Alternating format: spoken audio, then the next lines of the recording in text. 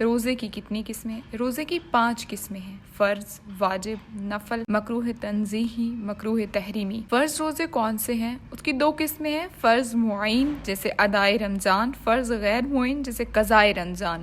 یعنی ہمارا جو روزہ رمضان میں رہ جاتا ہے اسے ادا کرنے کو غیر معین جیسے قضائے رمضان کہا جاتا ہے، اور جو ہم رمضان میں ادا کرتے ہیں اس کو فرض معین جسے ادائے رمضان کہا جاتا ہے۔